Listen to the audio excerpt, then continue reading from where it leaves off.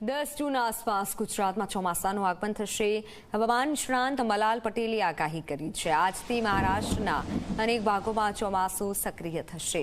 10 જૂન આસપાસ ચોમાસું વલસાડ નજીક પહોંચી શકે છે. 12 થી 15 જૂન આસપાસ ચોમાસું સક્રિય થશે.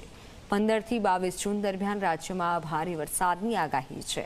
મહત્વનું છે કે મહારાષ્ટ્રથી ગુજરાત તરફ આગળ વધતું ચોમાસું હજુ નબળું છે.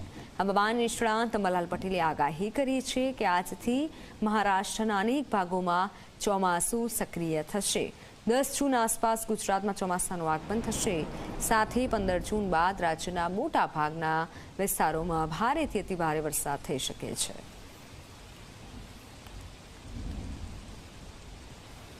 દેશમાં ચોમાસાનું આગમન થઈ ચૂક્યું છે. મુંબઈ સુધી ચોમાસું પહોંચી ચૂક્યું છે, પરંતુ હવે ગુજરાતવાસીઓ રાહ જોઈ રહ્યા છે કે ગુજરાતમાં ચોમાસાની શરૂઆત ક્યારે થશે. આપણી સાથે આગાહીકાર અંબાલાલ પટેલ ઉપસ્થિત છે. એમની સાથે વાતચીત કરીશું. એમને પૂછીશું કે ચોમાસાની શરૂઆત ક્યારથી થશે. ચોમાસાની શરૂઆત ક્યારે થશે? હવે ચોમાસું લગભગ આગળ વધશે. 8 થી 12 મુંબઈ મહારાષ્ટ્રના ભાગોમાં ચોમાસું આગળ વધશે અને આજે જ ગુજરાતના કેટલાક ભાગોમાં અણધારો વરસાદ થવાની શક્યતા રહેશે. પરંતુ તારીખ 10મીએ એક હળવું ચોમાસું વલસાડ સુધી આવી શકે. પરંતુ તારીખ 12 થી 15 ગુજરાતમાં ચોમાસું વધુ સક્રિય થશે. 15 જૂન આસપાસ વધારે સક્રિય થશે અને 12 થી 13 જૂનમાં દક્ષિણ સૌરાષ્ટ્રના ભાગો, સૌરાષ્ટ્રના કેટલાક ભાગો, આ ઉપરાંત ખંભાતના ભાગો અને ભરૂચના કેટલાક ભાગમાં, તેમજ વડોદરાના અને મધ્ય ગુજરાતના કેટલાક ભાગમાં, પંચમહાલના કેટલાક ભાગમાં વરસાદ થવાની શક્યતા રહે છે. અચ્છા, ગુજરાતમાં ઓવરઓલ વરસાદની વાત કરીએ તો 12 તારીખે સાર્વત્રિક ગુજરાતમાં વરસાદ પડશે. અમદાવાદ, ગાંધીનગરમાં કેવી સ્થિતિ હશે? 12 તારીખમાં દક્ષિણ સૌરાષ્ટ્રના ભાગોમાં છૂટો છવાયો વરસાદ થવાની શક્યતા રહે છે.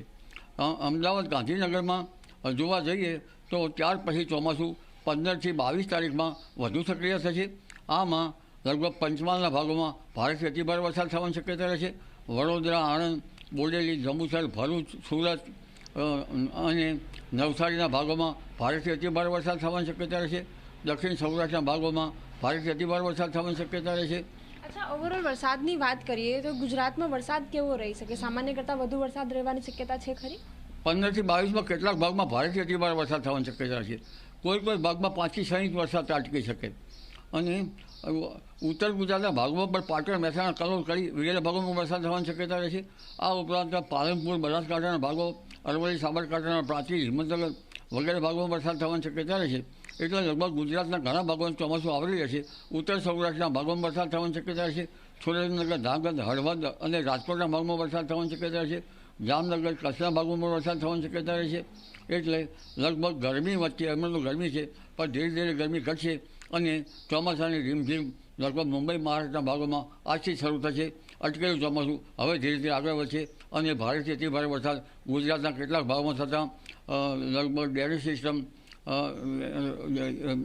દુરસ્ત કરવી ઈચ્છ રહે અને પાણીની નિકાલ વ્યવસ્થા કરવી જનધનને યોગ્ય રહે. જી બિલકુલ. તો હવે જે લોકો પણ ચોમાસાની રાહ જોઈ રહ્યા હતા એમની માટે આ સારા સમાચાર છે કે ચોમાસાની શરૂઆત થઈ જશે. જે ચોમાસું કે જે મુંબઈ સુધી હતું એ હવે ધીમે ધીમે ગુજરાત તરફ આગળ વધશે.